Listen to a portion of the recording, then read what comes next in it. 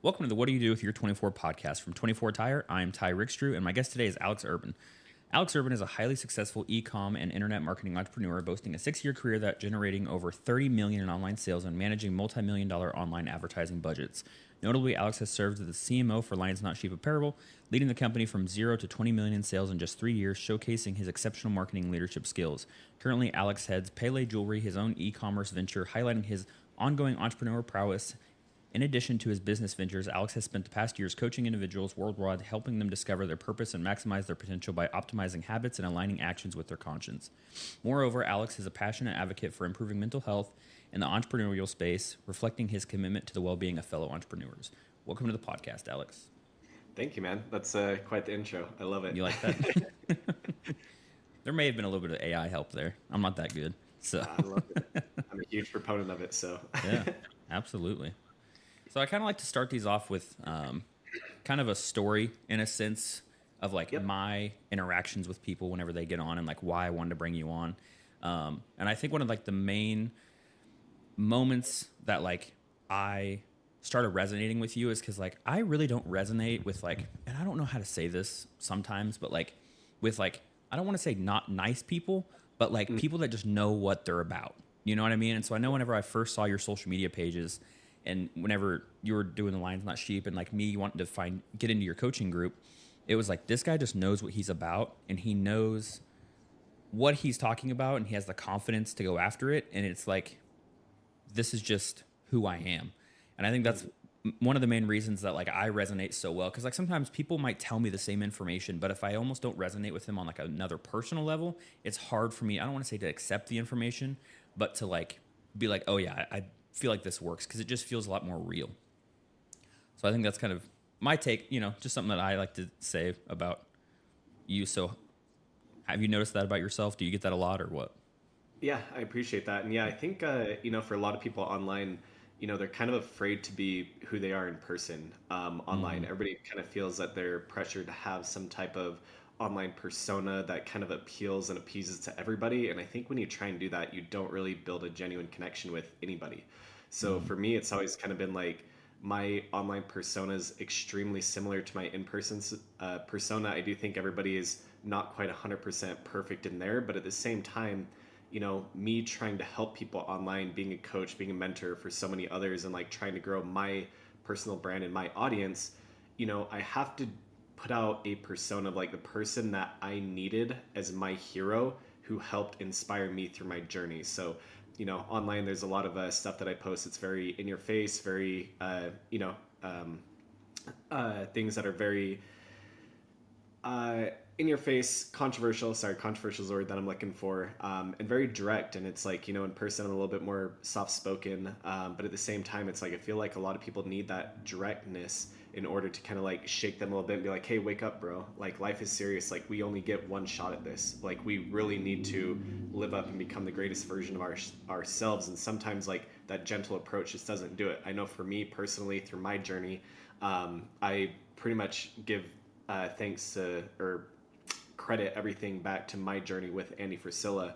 His podcast, the MFCEO podcast, was very much in your face and very much like direct, and that's something that helped light the fire inside of me and then get me to where I am today. So part of it's like, also leaning into a little bit of a persona like that to help inspire others the same way that I receive inspiration myself. But yeah, just kind of give you a Awesome. No, I like that. Yeah, I didn't even know about the Andy Frisella podcast for the longest time, and I feel like I kind of got in on it late, but definitely a huge one with that style for sure. So what made absolute. you want to get into like e-com and internet marketing and all that kind of stuff? To be honest with you, it was really just the freedom that came with it. I mean, I was doing mortgages before I got into e-commerce. A lot of people don't know that, but I made a really good amount of money doing mortgages. And one day I remember I was just sitting there staring at the cubicle wall with that gray, horrific fabric, that they're all plastered with, and listening Yep. to the phone ring. And I was like, there's got to be more than life than this, man. Like, there's got to be way more than life than like getting yelled at on the phone, getting bitched at by underwriters and processors and all this stuff. And it's like, yeah, the money's cool and it's great, but like, is the money even worth it if I don't have my freedom? And that's where internet marketing, like, it kind of was in its very beginning stages, but there started to be some gurus that started pushing out courses saying, hey, you can make your own $10,000 a month online by doing internet marketing for local businesses. And I was like, that actually sounds like fun. At that point, like internet marketing again was still very, very new. Running ads on Facebook, Instagram was new. Google had its AdWords around for quite a while, but not a lot of businesses were tapping into social yet. Everybody knew that they had to have a profile and a handle and everything, but no one really knew how to leverage it. So when I noticed that, I was like, what, this is really cool, because if I wanted to move to, San Diego or Miami or anywhere like this, as long as a business needs marketing, I can do that from my computer. I'm not ever tied to a location ever again. So a lot of it was just a transition from, I don't want to be stuck in an office, and I want to do something that allows me to move as free as possible. And then also something that has a great earning potential that comes with it. Yeah, absolutely. So what are some, over the years, like what are some of the major trends that you've kind of seen in e-com and marketing? There's been a lot. The most recent one that I can point out is companies moving to a subscription-based model. I think a lot of people are understanding that ads are getting more and more expensive as time goes by, and your first-time acquisition of a customer is getting extremely expensive. And like when you're in the business game, you understand that your money is built, or your money is made long term, and your money is also made in your list. So a lot of businesses are okay with eating a little bit of money up front to acquire a customer, because they know that customer will come back and buy like 2, 3, 4, or 5 times, right?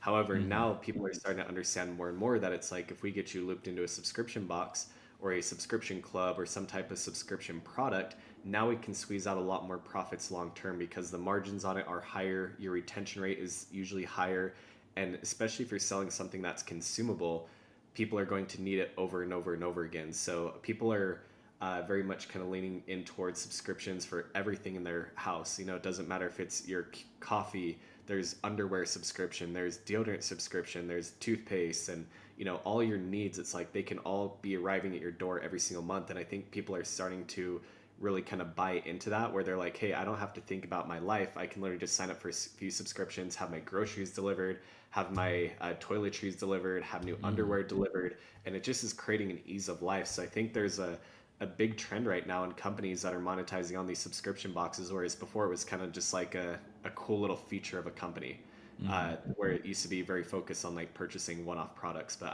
I totally see that as a new trend that's happening right now, and I'm all about it for sure. Do you think that's ever going to like, I mean, I'm sure everything kind of comes to an end and the new hot thing happens, but do you think there's going to come a time where people are like, I'm tired of having $10,000 worth of subscriptions, and then kind of cut back and it's going to go back to the old way? I don't think they will ever be cut out 100%, but I think it's going to have a few year run of like, what is the most needed products I need to have in my life, and what are the ones I'm willing to spend the money on, and what ones are worth spending the money on. So you're going to see a lot of people coming in and trying to beat each other out on price. Like, hey, what can I give you for my $20 box compared to Joe down the road's $50 a month box? So value proposition is going to be huge in that space. So if you can competitively play in the packing as much value into your subscription club that you possibly can, I think those are going to be the ones that people are going to stick with. But I don't think it'll ever kind of go back. I think people are just loving convenience, and I don't think convenience is something that we're ever going to move away from. It's like, I would love to be able to have the experience of going back to a Blockbuster Video right now and like going and renting a video. I think that's like, to me, I think it's pretty cool, but it's like, it's very convenient that every movie, every TV show, every single video I could possibly want to watch is literally, right here in my pocket now or on my TV. But I don't think a business like that will revive, even if people are looking for experiences instead of convenience. So I think we're just going to keep evolving that way. All right. I like that. I mean, I feel like it makes sense. I know that people always say like history always kind of repeats itself, and like we kind of will just, obviously with like fashion trends, people do one thing and then it comes back around eventually. So I'm guessing it's probably going to be kind of the similar thing. So whenever it gets into, I know that you had a jewelry brand before LNS, and then now you have Pele. With all of the online sales you've done, millions of dollars, what do you think, like a common trend, if there is one, or tactics or strategies that you've used across all the platforms you've done to get to those results? What do you think like the common denominator would be? The common one is definitely building a unique offer for your company. I think no matter what company, what industry, what type of products you're trying to sell, as long as you have a very unique proposition, a unique offer to sell people, that's where you can really get traction and you can really start scaling your brand out. So I wouldn't really call that a trend, but I'd call that like a core pillar of something that you need to always grow and build a business. Mm-hmm. Especially if you're like growing a business where, let's say I don't recommend it, but you don't want to be the face of the brand. You want to kind of be behind the scenes. Like I feel like brands right now, more than ever, they need a very, very strong personal brand leading it because it just gives you that much more rocket fuel to pour into your business. Mm-hmm. But if no one knows who you are, no one knows who your company is, the only way that you can really attract customers is going to be a very, very good offer and a unique offer that most people have not seen. So if you can build something like that, that's going to help a ton. I think the other thing too is more than ever, it's like we need to truly build a brand that people who don't know you can immediately know, like, and trust right off the bat. And you can do that through having amazing digital assets, like very, very good photography, very good videography, very good social presence. Those things really help build up in the buyer's mind that you're $1 million brand, even if you haven't sold a single dollar worth of products before. Mm-hmm. So having a very strong and aesthetic online presence, I feel like helps you a ton. And then you pair that with an offer, and pretty much you can make any business work at that point. There's other little sub segments on top of that, but I think those two are the most important things that you can plug into your brand. Yeah. I feel like not having good content is just kind of not a good excuse nowadays, just because I feel like it's so easily accessible. Yeah, absolutely, absolutely. So what is your thoughts? I know in your coaching group you've talked about it, and I know I've mentioned it to you as well. Like, what is your thoughts when it comes to organic posting versus running ads? Hmm. I think no matter what, we don't ever want to share or shy away from organic posts. Organic posts, if you can figure out and if you can really crack the code on organic content, you will literally have a floodgate that'll be open that will never be able to be stopped, and your business will have so many profits. It's going to be fantastic for the growth of your business, right? However, if you are having trouble getting started by producing good organic content that's shareable, that's, a style that can go viral, then paid ads are a great way to get you in front of the right customers. I think no matter what stage of business you're in, whether you're day one or your day 1000 on your business, that you should always be running ads to your audience. People who've liked your posts, interacted with your posts, engaged with your brand. That's some very, very easy traffic to scrape up into sales with doing like some basic retargeting ads. But other than that too, it's like business at the end of the day, it all starts with like customer acquisition, right? So it's like if we don't acquire a customer for the first time, we don't have the rest of our business. So sometimes the only way to do that is through paid marketing. But I think more than ever, especially right now, is that people need to be putting their time, attention, and energy into their organic marketing efforts on top of pairing that with paid ads. So definitely do both. They're both extremely important, but organic, I think, is getting more important by the day. Yeah, I believe that. I feel like the days, and I mean, correct me if I'm wrong, but like the days are kind of like a one-click conversion of just like random stuff, because I feel like people just think everything's spam nowadays too. Like if you see something, even if it's a solid ad, they're like, is this even a real website? If I click on this and give them my information, am I going to get hacked? Absolutely, absolutely. And that's where like the importance of building a very strong brand across the board is like just so incredibly important. Mm-hmm. In the early days, like when I started e-commerce, you could literally throw up the most basic mock-up on the most basic site, something a kindergartner literally could have built, and people are buying from it. Unfortunately, there's a lot of people who took advantage of that, Yep. made a lot of money, scammed a lot of people. People understood that they're getting dropship products from China, which took like 4 to 8 weeks to get to them. And they just like the level of distrust continued to grow and grow and grow more and more. Mm-hmm. And what happened with that is now people are very aware when they see an ad, if they don't see it as a company that looks credible right off the bat, even just from your ad, what I mean, is that right there can determine the path of your business, whether it's like for the good or bad. Mm-hmm. So it's very, very important to just have a brand that stands out, that looks trustable, respectable, and have that as a first initial impression on someone. And then you can probably get those little first initial conversion clicks. But yeah, you can't have Yep. something that looks like it was thrown together by a kindergartner anymore. Yep. That makes sense. I'm gonna have to go rework my website now. So I feel like you have a super I know from being in your coaching group, it's been super helpful because I feel like a lot of the guys that are talking online and stuff, they've already done it, right? I try to post on my content at least to be like, hey, I haven't necessarily done it yet, but I'm doing it, and these are the things that I'm doing that are working. These are the things that I did that didn't work, and I feel like getting in on your coaching group when you were still at LNS versus now you're launching Pele and being able to see that grow from the bottom up, but knowing that you have the knowledge you have and like the background, I feel like it's super invaluable. But my question is like when it comes in from working on a company that has millions of dollars in ad spend and a budget to kind of launching your own thing and kind of just starting over, what has been the biggest hurdle to jump to be able to kind of do that? And do you think if you had $1 million handed to you just to be able to spend on ads with no repercussions from it, if you would go straight to Facebook ads, or what would you kind of do with that?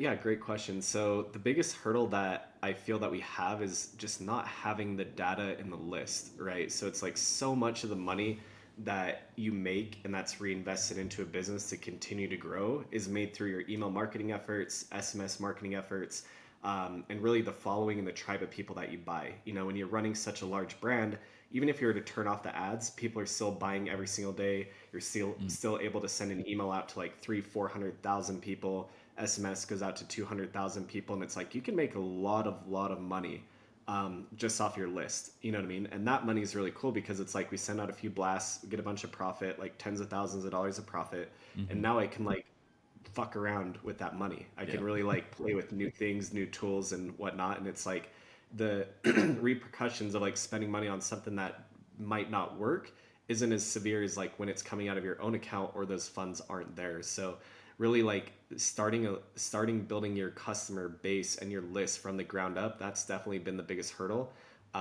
Because when you're growing it from the ground up too, what you don't really realize is that there's different types of customers depending on the types of marketing that you're putting out there that will get on your list.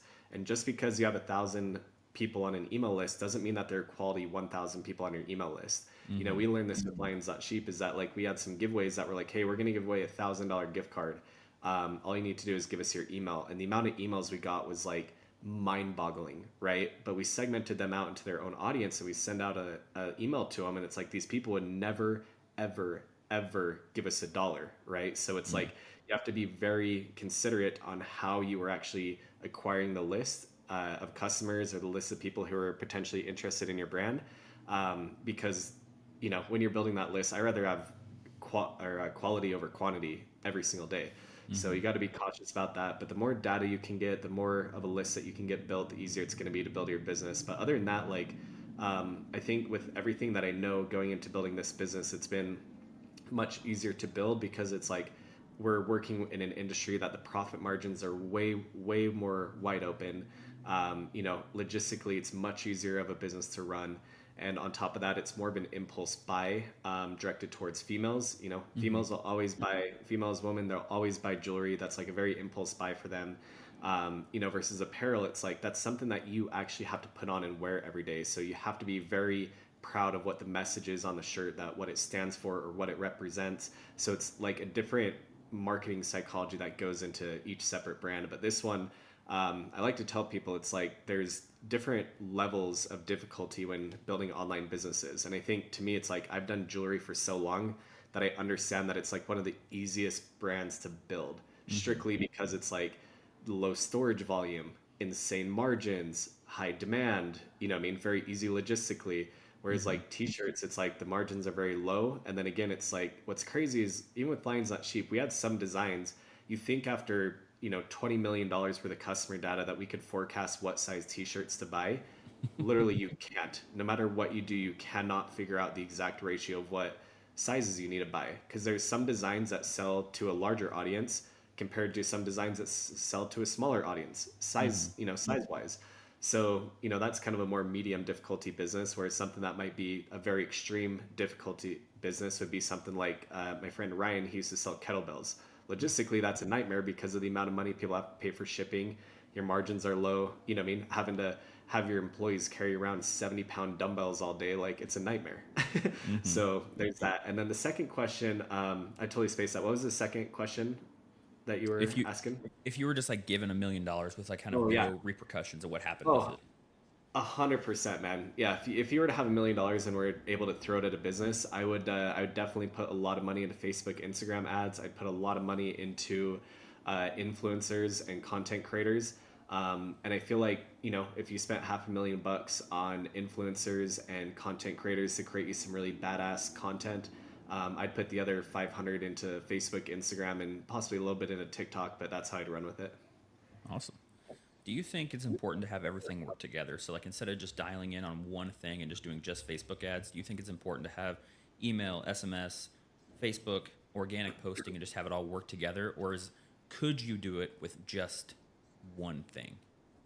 Uh, in order to, again, that's going to determine on the difficulty of how you want to build your business. When you have Hmm. everything in sync, it makes it much easier. You know, when I know that someone comes to my website and, you know, they're coming off of a Facebook ad that they've seen, but they drop their email and they sign up for my SMS club, the fact that I have those running in the background makes my chances of converting them much, much, much higher. However, if I didn't have a pop-up collecting SMS or email, it's, you know, all I'm relying on is the Facebook machine at the end of the day to have them purchase my product and give me some money. So I think it's very, very important to have your entire ecosystem working flawlessly within itself in order to grow a business that's, you know, doesn't stress you out of your mind 24/7. If you're just strictly Hmm. relying on Facebook ads and nothing else, no email, no SMS, no affiliate program, no ambassador program, no Google ads, no nothing else, it's like you're literally waking up every single day. You're a performance marketer at that point, and you're looking at your, you know, your ads, and you're like, did we make money or do we lose money today? And that's an extremely stressful state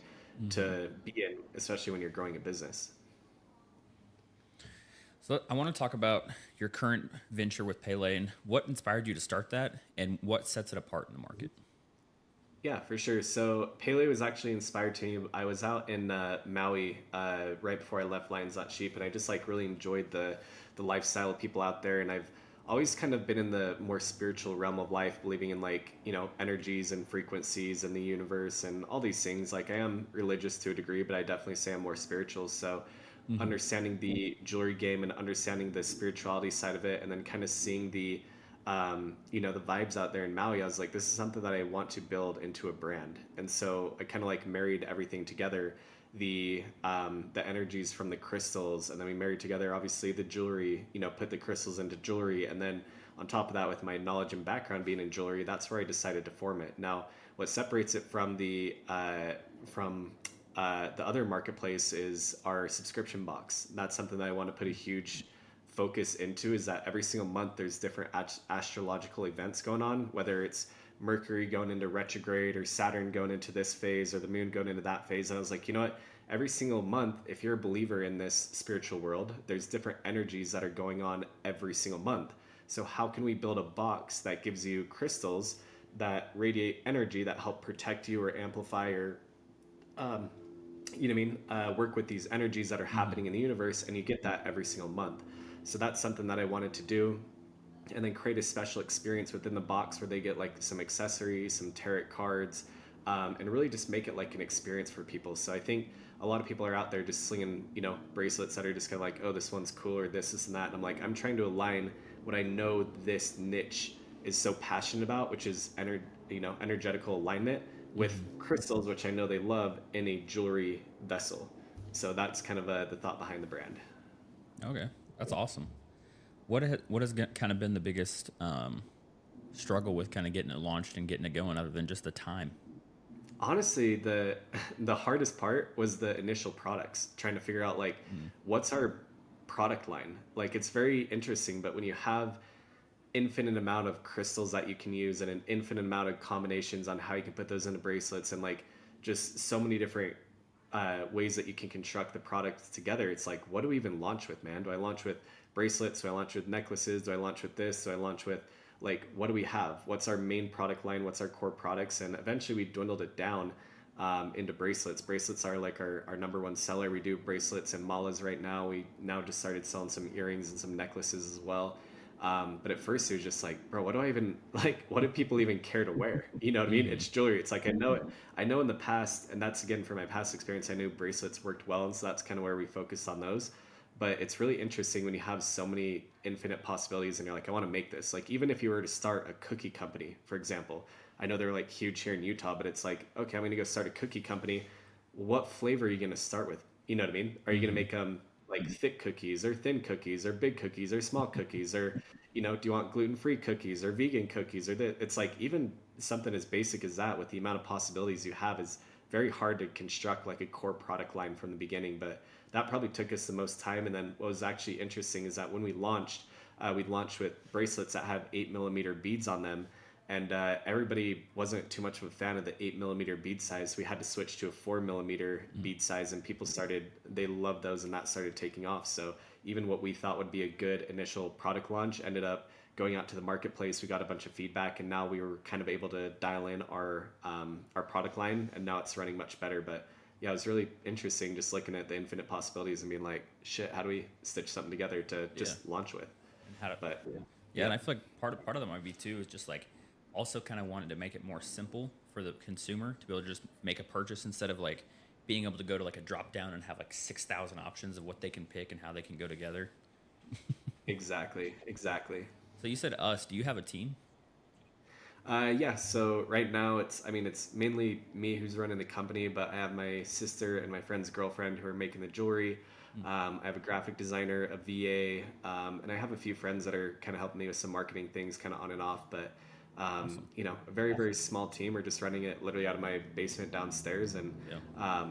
it's been fun, man. It's been fun to kind of go back to like the core roots of like building a business that, again, like you said, doesn't have like millions of dollars worth of data or ads or budget. It's like it's fun to go back to the OG way of like growing a business and like how do we get creative? How do we spread our money as far as possible? It's like Oh yeah. I put a set amount of money in the account and I like let all the employees know. I'm like, look, here's the amount of money that we have in the account. Like if it hits zero, then we're gonna be done. But it's like we're Hmm. not. So it's like it's very interesting to go from that, like, hey, we have a budget, from, oh, whatever you need, just put the credit card in.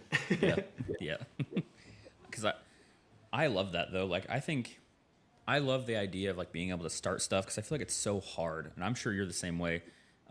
But like with my marketing company, whenever we get in with a company that already has an audience, it's Hmm. I feel like it's so easy. Like you just sell them, Super like you just easy. start doing certain things, dialing it in, and a lot of these guys build these huge audiences, and they don't even know how they did it or what to do with it to be able to leverage it. But they have Yep. it, and then once we like plug into it, then it's just super easy. That's why I always tell people, I'm like, I feel like building the audience is the hardest part. It is 100%.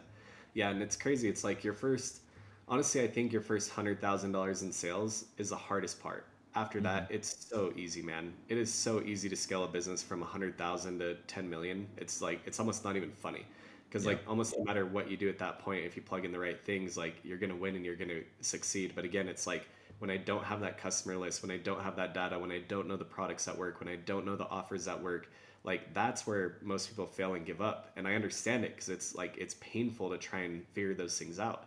But once you do figure it out, the rest is super easy. So I'm glad that you see that the same way. Yeah, absolutely. When do you think, if there is, when do you think the time to give up and quit happens versus just to keep pushing through? That's a great question. I think it's very dependent on each person's personal uh, level of how much stress they want to handle. What I mean, whether that's financial stress or mental stress, it's like everybody has their threshold. I think, and this is what's really hard, is that I think it has to be up to the individual, because everybody's going to have a personal preference. Everybody's going to have that moment where they want to quit. But no matter what, if you continue to operate and keep doing the right thing over long enough time, something will work. You will figure it out. So I like to tell people, I'm like, look, no matter what you have, no matter what business you're in, no matter what product you're selling, eventually with enough time, energy, and money, it will work out. You know what I mean? Your business will succeed as long as you keep taking the right steps day after day after day after day. Hmm. However, if you notice and catch yourself slipping and making the wrong decisions, like for months or years on end, and you're like, why is this not working? I'm 3 years in and I've lost, 250 grand. Then I'd be like, okay, maybe it's time to reevaluate and Yeah. start from scratch. Because there is a certain point in business where unfortunately you've made enough bad decisions that they've compounded so much that you can no longer save the business. And I think it's unfortunate, but some people do need to wake up to that reality that they made too many poor decisions that they can't like the brand is unrevivable now. Mm-hmm. And so it's like it's best to just kind of close up shop, save that money and put it into a new venture. And even if it was your baby, just take the mistakes and turn them into lessons. Understand what you did that may have unfortunately killed that business and use that to leverage in your new business to not make those same mistakes.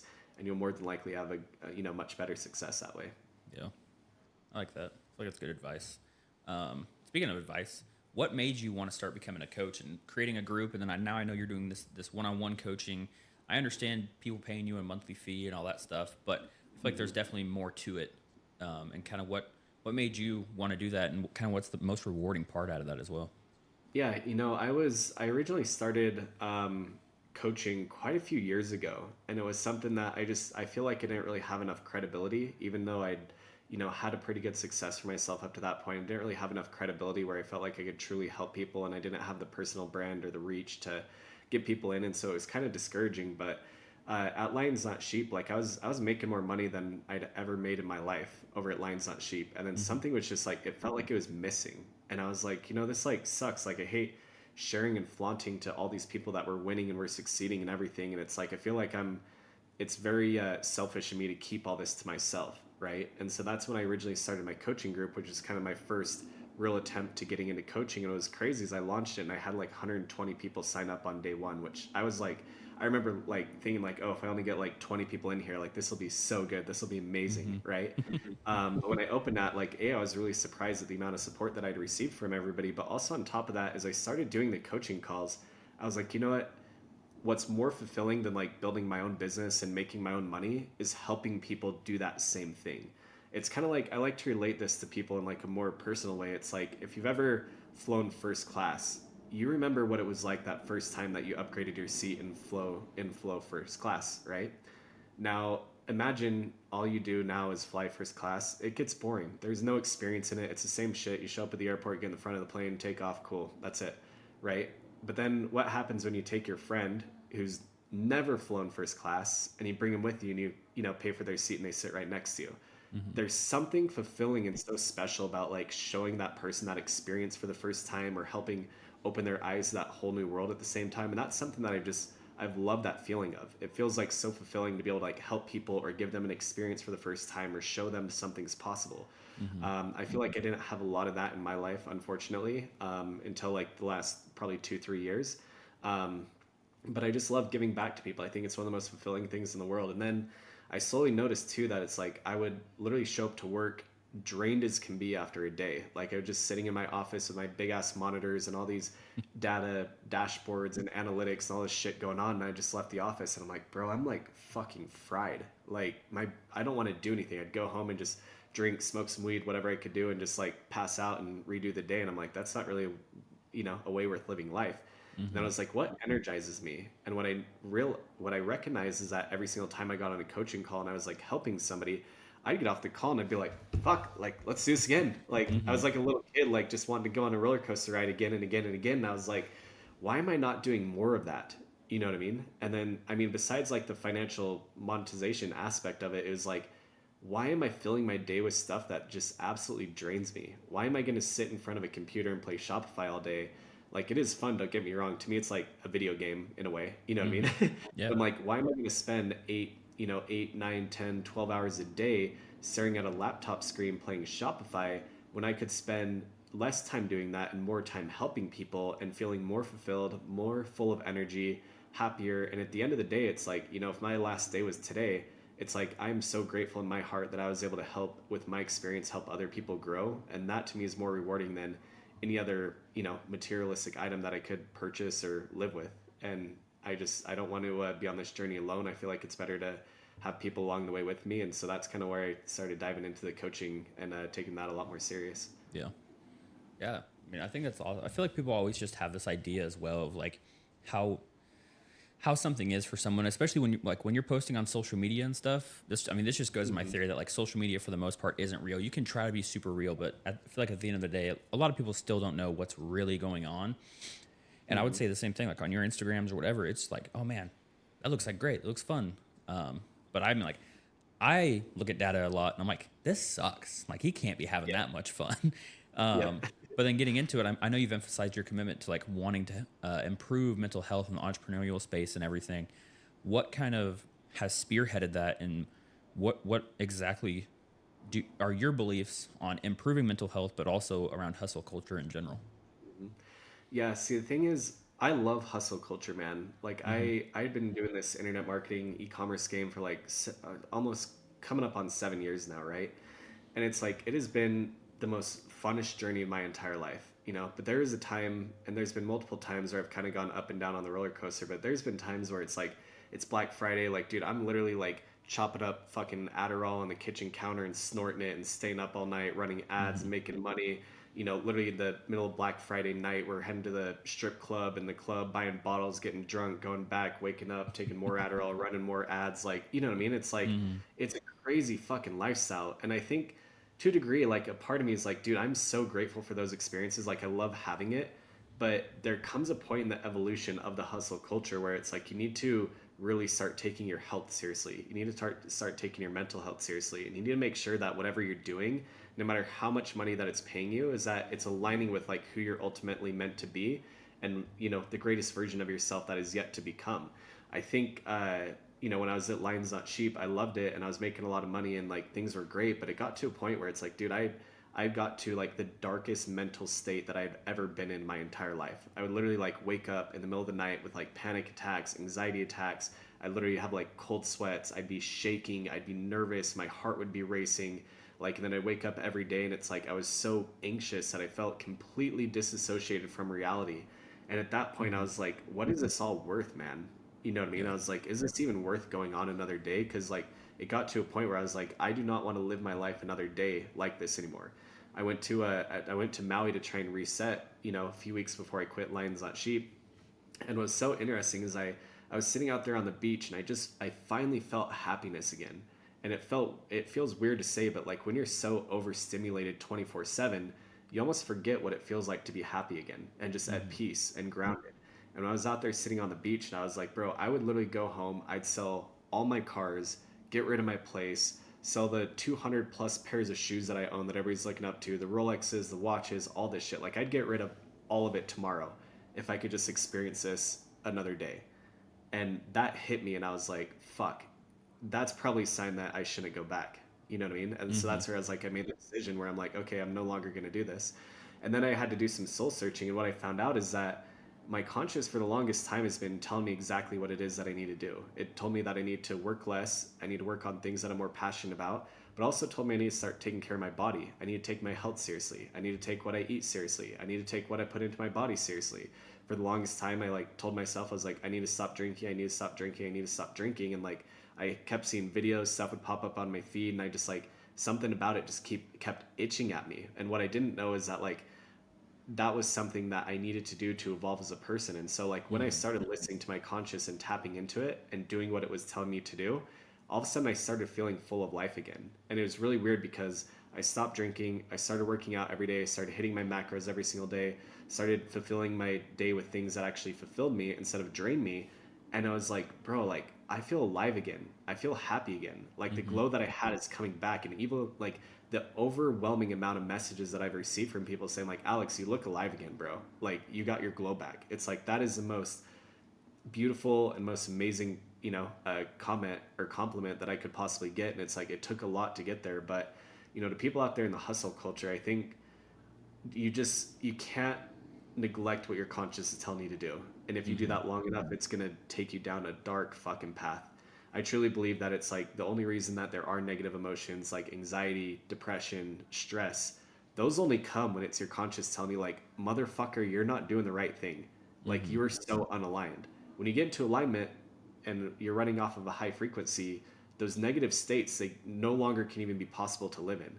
Like I can't remember last time that I've had anxiety in the last 2 months. I've not waken up in the middle of the night with an anxiety attack. I felt more at peace and grounded than ever. I felt so mentally clear lately. And I think it's because, again, I'm aligned now. And I think a lot of people, they fall off of alignment because they get an identity formed around who they are and they're refusing to give it up. but it's like it's going to compound, and the universe is going to tell you in one way, shape, form, or another. And unfortunately, a lot of it, is going to be screaming at your face in the way of like going down a dark mental hole that you really wish you could get out of. Yeah. So pay attention to that, man. Like those are mental health is a real thing, and I think if you're in a dark place right now, you really need to consider what you're doing right now, if it's truly what you want to do, and there's probably some serious changes that you need to make, but the voice is already in your head telling you what you need to do, so you just need to trust it. Absolutely. Yeah, I saw that you stopped drinking, and I went to Florida, was it last month? And I was like, you know what? Because I just have some health things that I'm trying to hit, like certain weight. Because back in like 2018, I lost a bunch of weight, and now I just basically focused on initially losing weight. And then I wanted to get as strong as possible. And then it was like, I don't care how strong I am, but if I can deadlift a fiat, that's all I really care about.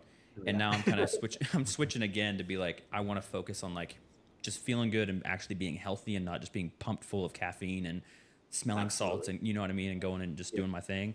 And so now I stopped drinking, and someone asked me the other day, they're like, well, when are you going to start up again? And I was like, I don't know. Like, I never really told myself like I'm stopping for good or there's a certain time limit or anything. I just said like, today I'm not drinking and tomorrow I'm not drinking.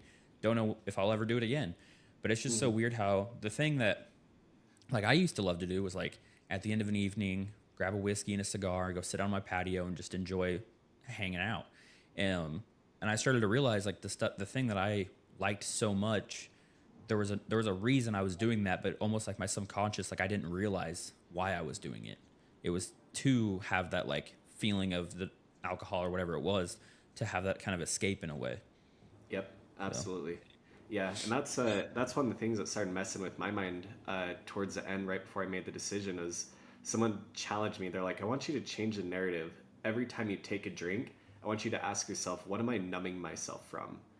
And what was so fucking interesting, man, is I'd be at dinners or I'd be like out in the middle of the day, like having a drink, or at night having a glass of whiskey and a cigar, and like I kept asking myself that, and it started to bother the shit out of me because it made me like reveal some truths that I was not ready to face. And then like once I changed the narrative on that, I was like, this just isn't what it used to be. Like, I'm not gonna lie, dude, growing up drinking, I had the time of my life. Like, there's so many memories that I'm like, dude, I love that I had these memories and these experiences. But it's really interesting because as I've gotten older, drinking isn't fun anymore.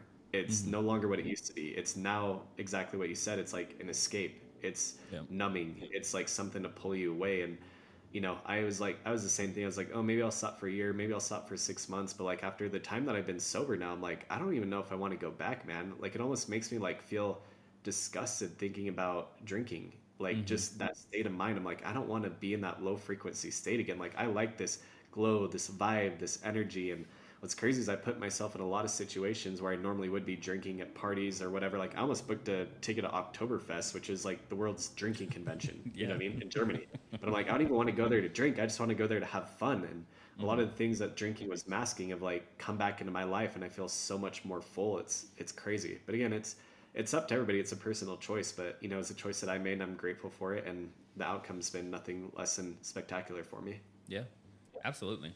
I feel like I'm the same way. Like, I didn't even really mean to do it. I just kind of started doing it. One thing that has always been at the back of my mind, though, something that I do is, especially with this like podcast, is like, just have some whiskey and start drinking. But then I feel like after a couple, you start having a really good conversation. And that's happened to me several times. Like, you start having a couple drinks, you get a little loose, and you start having incredible conversations.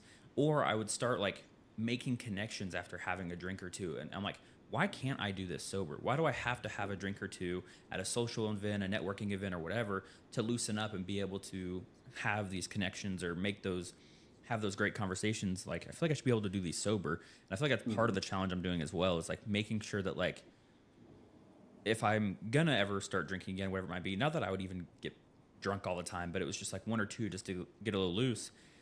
Can I still do it sober? Can I still have the conversations without just being quiet and not bringing up stuff up? Yeah, 100%. And that's something that I've like found a lot has to do with like confidence. And what's really interesting is like I felt like I didn't have confidence, especially even like go up and talk to a chick unless I had a few drinks in me. And you know what I mean? You're kind of sedated at that point where you don't even give a fuck, and it's like you had liquid courage, right? Yep, absolutely. What's interesting is like after stopping drinking for long enough, it's like I'm more confident than I am drunk when I am sober now. It's very interesting, the mindset shift that's done. But also like just from my perspective as well, it's like to kind of get in that flow state, because I completely understand that. To me, it's like going and smashing a good workout, or going and sitting in a sauna, doing a cold plunge, like right before something, that I need to be very on point for. It helps put you in that flow state tremendously. So you just need to find those little flow state triggers. And Mm-hmm. that's where I think you can find those without having to, have the booze in your way. Yeah, I love that. What do you do to maintain a healthy work life and, but also still needing to be in that fast-paced entrepreneurial world? hmm Really, right now, the most important thing that I've found is making time for yourself and having a non-negotiable list, right? So, like, my non-negotiable list, no matter what, is I have to get my workout in every single day. I have to read every single day. I have to hit my macros every single day, and I have to stay sober. And I've understand that, like, the easiest way to do that and make sure that it gets done is having it on a routine. And so I personally, like, I don't start working until like 11 o'clock, sometimes 12 o'clock every single day, because I take my mornings very seriously. I eat my food, I work out, cold plunge, sauna, read, get ready for the day. Then it's like come 11, 12 o'clock, like now I'm ready to go for the day. And I've told myself, like, it doesn't matter if I work till 5 p.m. or if I work till, 3 in the morning.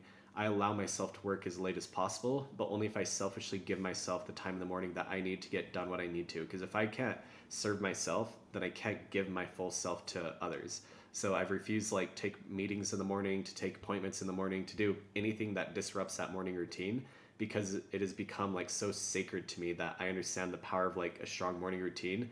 It sets a presence for me the entire rest of the day. But I'm like, hey, if I can be selfish with my, first few hours in the morning, the rest of the day, if I'm working again until 3 a.m., it doesn't matter. I got to protect my morning, man. But other Yeah. than that, it's like free for all, man.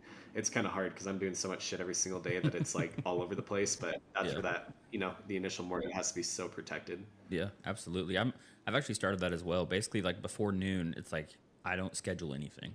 That's kind of my morning to either. Exactly. For me, a little bit of it is also for like a little bit of like lead gen in a way. Like I try to like I get my morning done, but then I just try to focus on just like reaching out to people and doing kind of my morning list, and then in the evening can be client fulfillment and all those kind of things.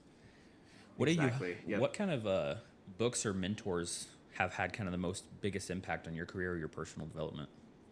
It's a great question. I like to attribute everything really back to Andy, at the end of the day, because it's like his podcast is the first podcast that I ever listened to, and I was like, yo, I resonate with this. Like, this is something that I see eye to eye on. This is something that I vibe with. It made me feel like I wasn't so alone, because like I literally grew up and I was like bullied.